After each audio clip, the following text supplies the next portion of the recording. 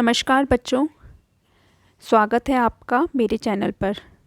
आज हम एक बेहद दिलचस्प कहानी टोपी शुक्ला के बारे में बात करेंगे। टोपी शुक्ला जिसके लेखक हैं राही मासूम रजा। राही मासूम रजा का प्रसिद्ध उपन्यास है टोपी शुक्ला।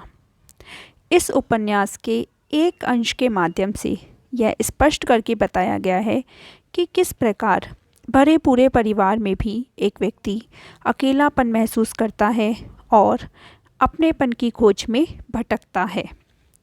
टोपी शुक्ला कहानी के माध्यम से लेखक बताना चाहते हैं कि बचपन में बच्चों को जहाँ से अपनापन और प्यार मिलता है वह वहीं रहना चाहता है। इस कहानी में दो परिवारों का वर्णन किया है, जिसमें से एक परिवार हिंदू परिवार है और दूसरा मुस्लिम, जो दोनों एक दूसरे से नफरत करते हैं। लेकिन दोनों परिवार के दोनों बच्चों में बहुत गहरी दोस्ती हो जाती है।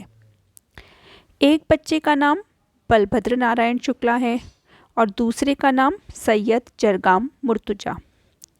बलभद्र को सभी प्यार से टोपी कहकर पुकारते हैं, जो हिंदू परिवार का बच्चा है, और सैयद को इफ़न, जो मुस्लिम परिवार का है।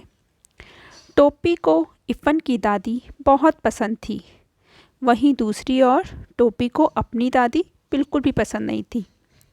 टोपी जब भी इफ़न के घर जाता वह उसकी दादी के पास ही बैठने की कोशिश करता। खाने की मेज पर एक बार टोपी ने अपनी माँ को अम्मी कह दिया। अम्मी कहने के मात्र पर ही उसके घर में उसकी बहुत पिटाई हुई थी। टोपी फल के अलावा बाहर की कोई चीज़ नहीं खाता था। फिर भी कबाब खाने की मुन्नी बाबू की झूठी शिकायत पर उसे डांट मिली थी। टोपी इफ़न के साथ दादी बदलने की बात कहता है।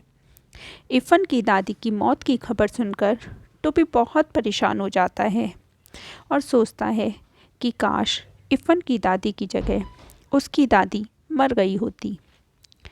10 अक्टूबर सन 45 को इफ़न के पिता का तबादला हो गया और वे चले गए। अपने प्रिय दोस्त के चले जाने पर उसने कसम खाई कि वह कोई भी ऐसा दोस्त नहीं बनाएगा जिसकी बदली, यानी जिसके पिता का ट्रांसफ़र हो जाता है, बदली हो जाती है। इफ़न के जाने के बाद टोपी अकेला हो गया और फिर लगातार ही एक ही कक्षा में 2 बार फेल हो गया, जिससे सब उसे और ज़्यादा परेशान करते थे। पहले ही टोपी का रुतबा और वैल्यू घर पर ज़्यादा नहीं थी और लगातार फेल होने से और कम हो गई। इस प्रकार इस उपन्यास के एक अंश के माध्यम से यह स्पष्ट करके बताया है कि किस प्रकार भरे पूरे परिवार में भी व्यक्ति अकेलापन महसूस करता है और अपनेपन की खोज में भटकता है। कथा का नायक टोपी को अपनों के रूप में अजीज दोस्त उसके इफ़न, उसकी दादी तथा नौकरानी सीता मिली। टोपी के पिता एक प्रसिद्ध डॉक्टर हैं, घर में किसी भी चीज़ का अभाव नहीं है, फिर भी वह अपना अकेलापन दूर करने इफ़न के घर जाता है, क्योंकि उसके अकेलेपन को समझने वाला उसके अपने घर में कोई नहीं है। इसी के साथ लेखक ने इस औपन्यासिक अंश के माध्यम से, औपन्यासिक मतलब इस उपन्यास के अंश के माध्यम से, सांप्रदायिक, जातिगत, धार्मिक आदि भेदभावों को समाप्त करते हुए मानवीयता के महत्व को उजागर किया है। उम्मीद है आपको यह कहानी बहुत अच्छे से समझ आई होगी। धन्यवाद।